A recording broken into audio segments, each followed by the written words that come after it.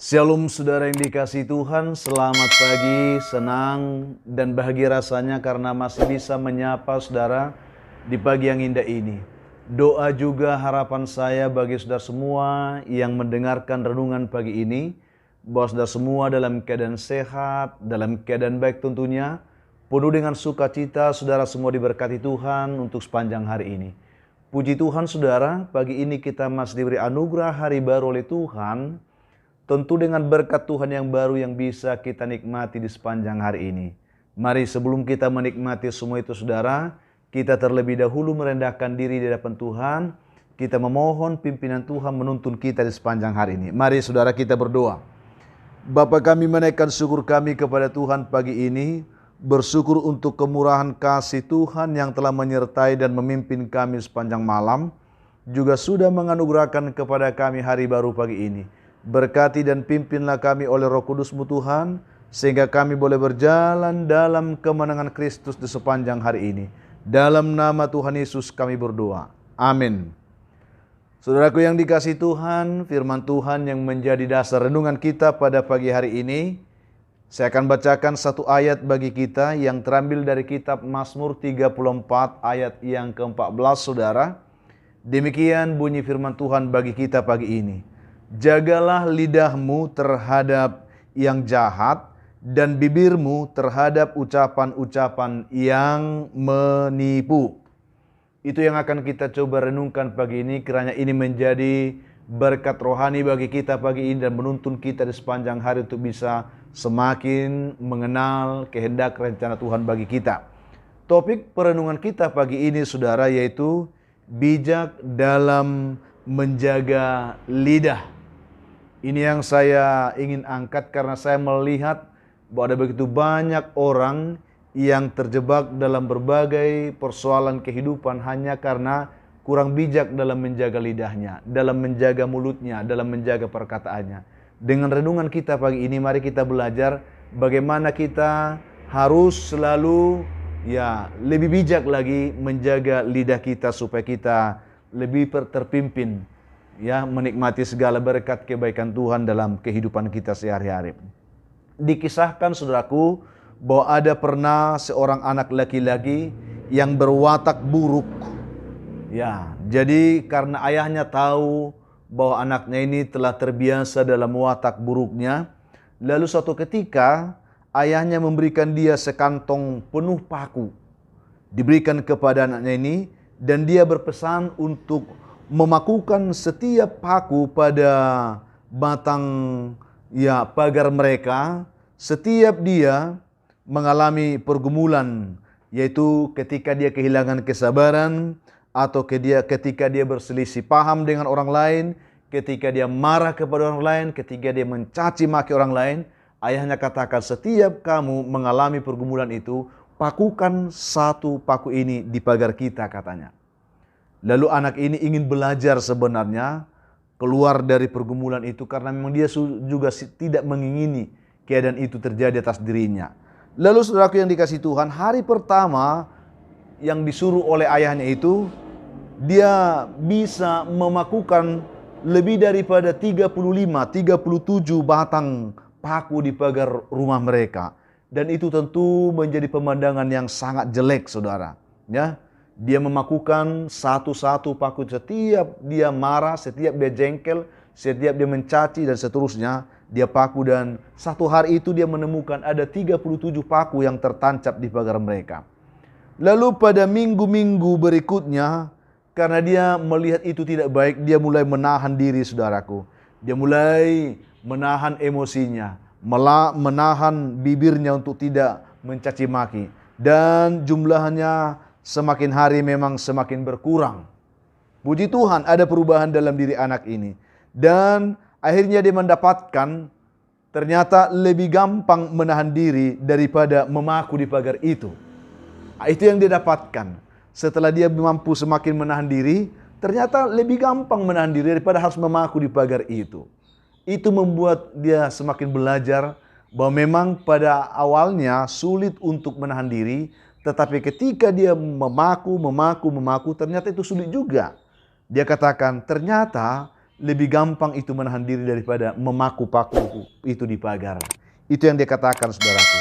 Lalu akhirnya tibalah hari ketika ia memang tidak perlu lagi memaku sebatang paku pun, karena dia sudah mampu menahan diri dari amarah, dari caci maki, dari perselisihan dan seterusnya. Dia begitu bergembira. Lalu dia datang menghampiri ayahnya dan menceritakan situasi itu kepada ayahnya. Dan ayahnya pun begitu senang melihat perkembangan karakter anaknya tersebut. Tetapi ayahnya itu, saudaraku, menyuruh anaknya ini kembali mencabut sebatang paku dari pagar itu setiap kali dia berhasil menahan diri dan bersabar lagi. Jadi tidak memaku lagi, tetapi setiap dia bisa menahan diri berikutnya, dia akan mencabut satu paku itu. Setiap dia memarah, ditahan diri, cabut satu. Itu yang diajarkan oleh ayahnya. Lalu saudaraku yang dikasihi oleh Tuhan Yesus Kristus, hari-hari berlalu. Dan memang akhirnya tibalah harinya bahwa anak ini bisa dengan cepat mencabut semua paku yang ada di pagar itu, yang telah tertancap begitu banyak. Ya, dia lebih cepat mencabut paku itu daripada menancapkannya sebelumnya. Dia melihat bahwa ternyata dia sudah semakin bisa menahan diri, dan itu perkembangan yang luar biasa. Lalu setelah itu sang ayah membawa anaknya itu setelah paku itu semua dicabut, membawa anaknya itu ke pagar yang telah dicabuti pakunya, lalu berkata kepada anaknya itu, saudaraku, dia katakan, "Anakku," dia katakan, "sesungguhnya kamu sudah banyak perkembangan dan itu luar biasa dan ayah bersyukur. Ya, itu sangat baik, luar biasa," dia katakan. "Tetapi sekarang coba kamu lihat dulu pagar kita ini," dia katakan. "Betapa banyak lubang yang ada di pagar ini karena bekas paku yang telah kau cabut itu," dia katakan. "Pagar ini tidak akan kembali seperti semula lagi karena sudah ada begitu banyak bekas-bekas lubang paku yang sudah kau cabut dari pagar ini," dia katakan. Artinya, saudaraku, anaknya ini mengalami perkembangan dalam karakter, dalam sikap, dan dalam kejiwaan. Tetapi ketika orang tua ini menunjukkan kepadanya luka dari perbuatan masa lalunya itu, akhirnya anak ini pun tersadar bahwa ternyata dengan mencabut paku, persoalan itu tidak akan bisa pulih seperti biasa. Itu yang dikatakan oleh ayahnya. Memang kita akan bisa semakin baik, tetapi buah dari perbuatan kita itu seringkali akan menjadi sebuah dilema, persoalan yang sering membuat seseorang terintimidasi kalau dia tidak benar-benar menyerahkan hidupnya kepada Tuhan. Saudaraku yang dikasihi oleh Tuhan Yesus, ini hanya sebuah kisah bagi kita. Ya, ini hanya sebuah kisah kecil yang kami angkat pagi ini, bagaimana kita perlu menahan diri kita, atau terutama mulut kita, lidah kita, supaya kita dengan bijak bisa menguasainya, menjaganya, mengendalikannya, karena bukan hanya sekedar kita bisa menancap atau mencabut paku itu, tetapi persoalannya adalah bahwa pagar itu, bekas luka itu tidak akan bisa pulih seperti biasanya. Itu yang saya ingin sampaikan, saudaraku. Yakobus pernah berkata, "Jikalau ada seorang menganggap dirinya beribadah, tetapi tidak mengekang lidahnya, ia menipu dirinya sendiri, maka sia-sialah ibadahnya." Ini peringatan yang sangat keras sebenarnya, betapa penting kita perlu menjaga lidah kita, menjaga mulut kita, supaya ibadah kita benar-benar tulus dan berkenan kepada Tuhan. Itu yang dicatat dalam Yakobus 1 ayat 26, saudaraku.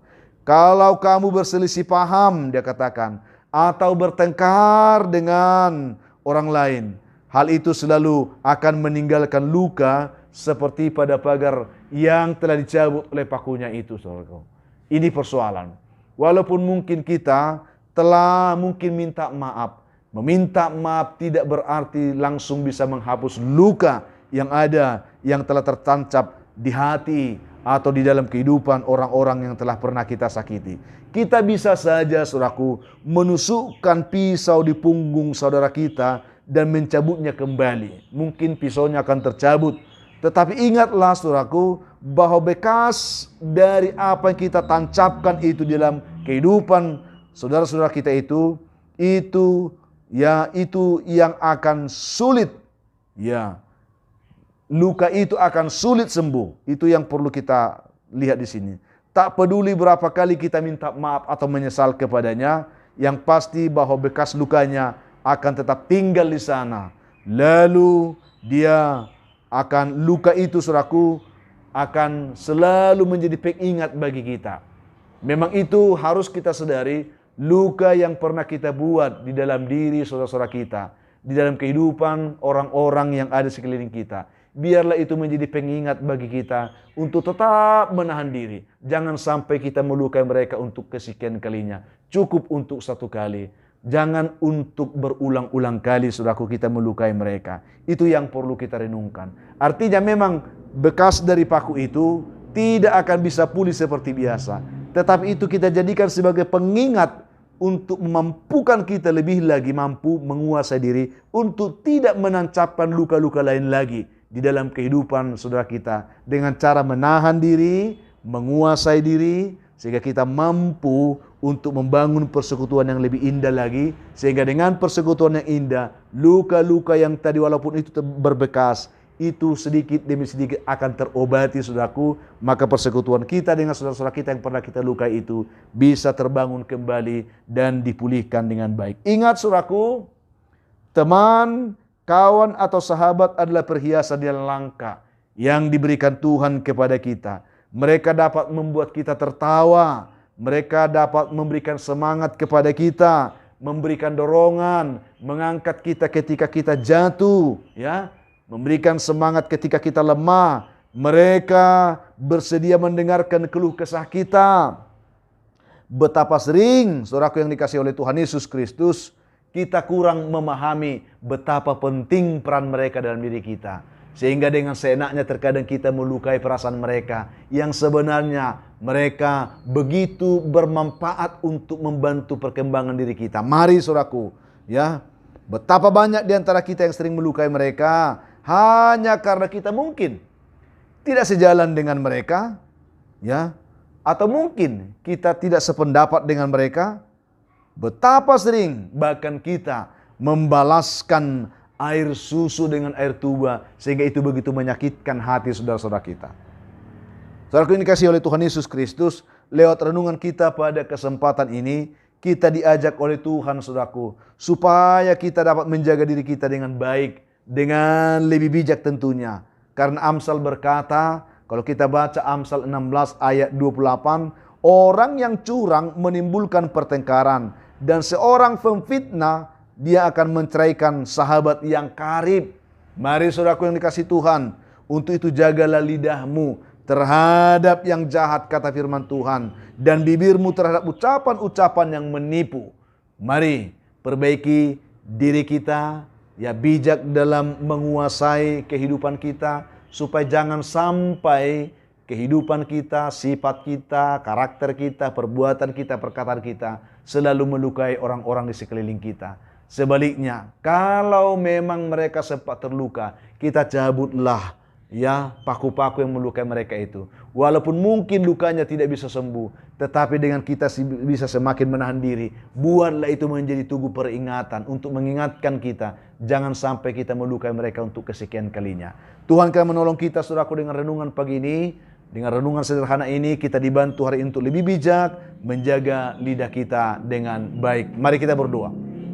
Bapa kami, menaikkan syukur kami kepada Tuhan pagi ini. Bersyukur untuk kebaikan-Mu yang telah menyapa kami, untuk meneguhkan iman kami pagi ini. Bersyukur karena Tuhan mengajari kami supaya kami bijak menjaga lidah kami yang sering kali melukai hati, perasaan, kehidupan saudara-saudara kami di sekeliling kami. Bantu kami semuanya, Tuhan, untuk lebih bijak menahan diri. Kalaupun selama ini kami banyak melukai orang lain, kami ingin membangun diri kami lebih bijak. Bantu kami, Tuhan, supaya kami tidak melukai mereka untuk kesekian kalinya lagi. Berkati umat-Mu dimanapun yang lemah, Tuhan kuatkan. Yang tidak berdaya, Tuhan berikan juga kepada mereka kemampuan, kekuatan untuk berdiri bangkit kembali. Yang putus asa, Tuhan beri harapan. Yang terjatuh, Tuhan angkat. Yang berduka dihiburkan Tuhan. Yang berbeban berat, Tuhan berikan mereka kelegaan. Hamba terus berdoa untuk jemaat Tuhan yang dalam pergumulan sakit penyakit. Tuhan memberkati mereka, menjamah, memulihkan, menyembuhkan mereka dalam nama Tuhan Yesus. Hamba doakan anak-anak-Mu yang sedang bergumul mencari pekerjaan, Tuhan berkati. yang mengharapkan jodoh diberkati Tuhan, yang mengharapkan keturunan pun diberkati oleh Tuhan. Hamba terus doakan anak-anak kami dalam perguruan pendidikan, Tuhan berikan mereka tetap semangat belajar yang baik. Hamba doakan juga umat-Mu pagi ini yang bersuka cita karena mereka berulang tahun. Penuhkan sukacita mereka dan ajar mereka bersyukur kepada-Mu karena itu anugerah Tuhan dalam hidup mereka. Hamba doakan terus umat-Mu, ada begitu banyak pagi ini yang mendengarkan renungan ini. Mereka sedang terbelenggu oleh persoalan kehidupan yang sulit, ditekan oleh persoalan hidup yang berat, bahkan oleh kuasa setan dan kuasa gelap. Dimanapun mereka berada, apapun kondisi hidup mereka saat ini, ketika mereka mengharapkan pertolongan Tuhan, ulurkan tangan-Mu Tuhan. Jamah mereka, tolong mereka, lepaskan, bebaskan, dan berkati. Dalam nama Tuhan Yesus kami berdoa. Amin. Saudaraku yang dikasihi Tuhan, apapun keadaan hidup yang mungkin saudara hadapi di hari ini, saya hanya mau tetap berpesan, tetap semangat saudaraku. Jadi kuat dalam Tuhan, bersukacita senantiasa, jangan menyerah, dan mengucap syukur atas segala sesuatu. Itu pasti dikehendaki Tuhan dari hidup saudara di hari ini. Kalau saudara mempunyai beban, pergumulan hidup yang berat dan memang saudara rindu didoakan, hubungi kami saudaraku, nomor telepon yang tertera di layar saudara. Kami siap membantu mendukung saudara di dalam doa. Itu komitmen kami. Kalau saudara juga berharap bahwa renungan ini selalu akan ada menyapa saudara setiap pagi, dukung kami dalam pengembangannya saudara dengan selalu mau membagikan renungan ini kepada orang lain, supaya semakin banyak orang menonton. Itu penyemangat bagi kami. Berikan juga komentar yang baik di link YouTube kami. Ya, like, subscribe bagi saudara yang belum melakukannya. Itu yang kami harapkan, dan Tuhan memberkati saudara atas semuanya itu. Akhirnya saya Pendeta Linti Moran, Pendeta GKP Jemaat Khusus Sorsa Medan, menyampaikan sampai jumpa di kesempatan lain. Tuhan memberkati kehidupan saudara di hari ini. Shalom.